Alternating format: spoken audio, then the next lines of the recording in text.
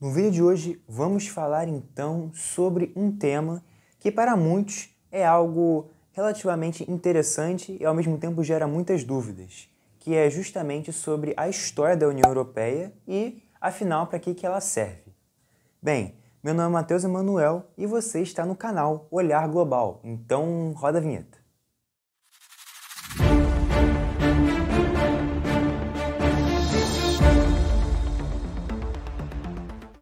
Bem, quando a gente fala então de União Europeia, a gente está pensando aí, então basicamente em um conjunto de 27 países que compõem esse bloco, né?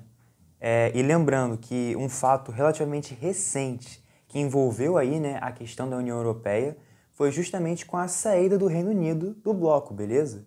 Foi o chamado Brexit, ou seja, a saída do Reino Unido dentro do bloco europeu, beleza? E, bem, se a gente for analisar a história, né, da União Europeia, a gente vai remontar ali basicamente aos primórdios, digamos assim, da Segunda Guerra Mundial, beleza? Então, quando a gente pensa aquele período de caos, devastação, com várias coisas acontecendo, economias fragilizadas, a Europa vivendo um cenário totalmente catastrófico, é aí então, no pós-Segunda Guerra, que surge o início do que seria então a União Europeia, beleza? Vamos ver agora algumas dessas instituições que foram criadas justamente para poder fazer essa cooperação entre os países europeus.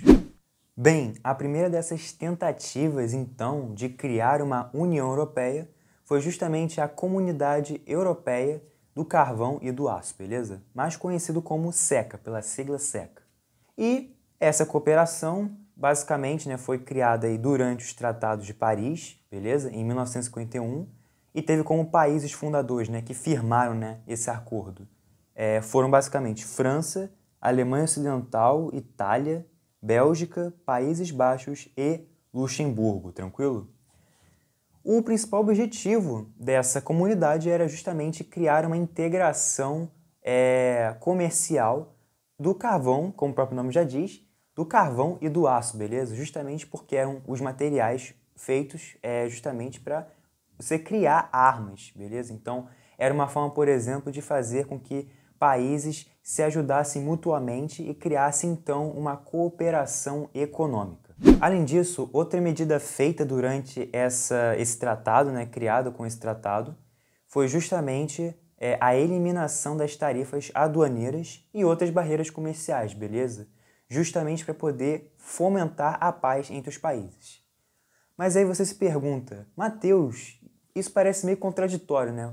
Uma hora você disse que eles queriam a união para poder fabricar armas. E por outro lado, eles querem a paz com isso. Então, como assim? Como essas duas coisas se relacionam, né? Bem, a gente vai ter que voltar então na Segunda Guerra e lembrar então que os principais rivais, né, os principais países, né, rivais, eram justamente a França e a Alemanha, beleza?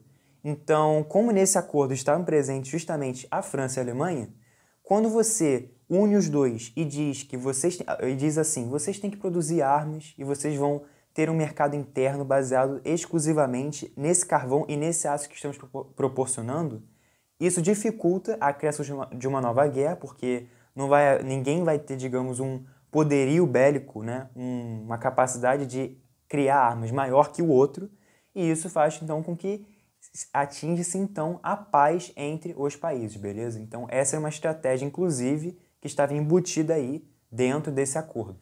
Já outra medida que foi criada posteriormente, a partir dos Tratados de Roma, em 1957, foi justamente a criação da Comunidade Econômica Europeia, mais conhecida também como CEE, ok?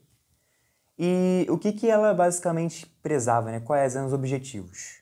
Basicamente um pouco da mesma ideia do anterior, ou seja, você vai querer então aumentar essa cooperação internacional e econômica dos países europeus, beleza? Então era uma forma de você estimular a aliança entre eles. Além disso, eles previam também a livre circulação de bens, pessoas, serviços e capitais, que constituem basicamente as 4 liberdades que compõem até hoje a União Europeia, ok? E, além disso, eles queriam também estabelecer políticas comuns dentro do território europeu. Então, por exemplo, quando havia uma resolução, por exemplo, sobre uma questão ambiental. Então, vamos utilizar, por exemplo, agrotóxicos em tal nível. Os países, então, naquela época, que aderiram a essa comunidade, deveriam, então, aderir a esse, digamos, acordo que foi, então, selado entre eles. Então, era uma forma de você também unificar as decisões e estendê-las para, digamos, um único ente, que seria a União Europeia. E, por fim, a última comunidade aí que podemos listar também, que influenciou no surgimento da União Europeia, foi justamente a criação da Comunidade Europeia da Energia Atômica, que seria Euratom, na sigla. Que prevê basicamente, né, como vocês podem ver pelo nome, né, legislações com relação ao uso de energia nuclear e energias atômicas no geral. Então, uma dessas medidas, por exemplo, era coordenar pesquisas para justamente garantir uma segurança dos países em relação ao uso de armas nucleares. Então, é uma forma de você frear, então, aquilo que na Segunda Guerra, então, mais aconteceu, que era justamente o uso de bombas nucleares, e frear isso fazendo com que haja uma certa estabilidade entre os países para, assim, então, promover a paz entre eles. À medida que o tempo foi passando, vários países começaram a entrar na Comunidade Econômica Europeia. Dentre eles podemos citar o Reino Unido, a Irlanda e a Dinamarca, por exemplo. Já na década de 80, outros países como Portugal, Espanha e Grécia aderiram ao bloco. Já em 1986, houve então a criação do Ato Único Europeu, que basicamente aí formulou políticas para o mercado interno e o seu estabelecimento como um todo. Outro fato histórico então, e esse sim é um dos mais relevantes, que fizeram com que a União Europeia se tornasse o que ela é hoje, foi justamente os Tratados de Maastricht em 1992, que consolidou basicamente a transformação da antiga CEE, ou seja, da Comunidade Econômica Europeia, para então a tal chamada União Europeia que conhecemos hoje. Com ela foi estabelecida a União Econômica e Monetária, que teve como objetivo, basicamente, promover aí o desenvolvimento de uma política externa e de segurança comum aos países e, além disso, uma cooperação em assuntos de natureza jurídica e de assuntos internos dentro do bloco. Por fim, houve também a criação do euro em 1999 e a sua posterior circulação em 2002, o que fez então com que os países europeus possuíssem aí uma unificação em termos monetários, isto é, agora todos os países que adentram no bloco vão usar apenas o euro como moeda aí de troca. Nesse sentido, para os países fazerem parte da zona do euro, eles precisam cumprir com alguns requisitos, que são basicamente 4.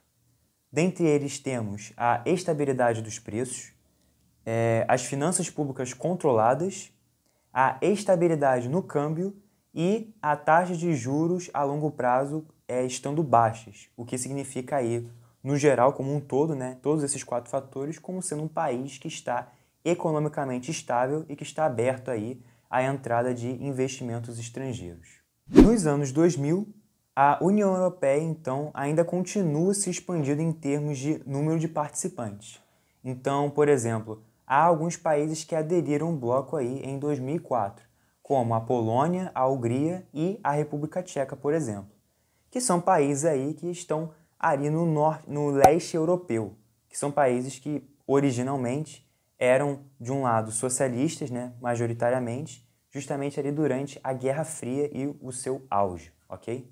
Assim, quando vemos a história recente da União Europeia, vemos que nos últimos anos ela tem enfrentado vários desafios, como a questão da crise migratória, a própria crise de 2008, que abalou aí os mercados financeiros, né, a famosa crise imobiliária, a questão do Brexit também, que fez com que alguns países questionassem a integridade e a estrutura do bloco europeu, da União Europeia, e dentre outros. Isso, claro, fez com que algumas pessoas desconfiassem, mas ainda assim a União Europeia continua sendo, para muitos países e pessoas também, um órgão e uma união, uma comunidade de referência frente a outros blocos que estamos acostumados aí a ver no mundo, como por exemplo o bloco dos BRICS, o antigo NAFTA, que agora já é outro nome, que é o bloco ali que corresponde a Estados Unidos, Canadá e México, e entre outros. Mesmo assim, a União Europeia, na atualidade, continua sendo aí uma das entidades políticas e econômicas mais influentes no mundo de hoje. E foi isso. Eu espero que vocês tenham gostado do vídeo.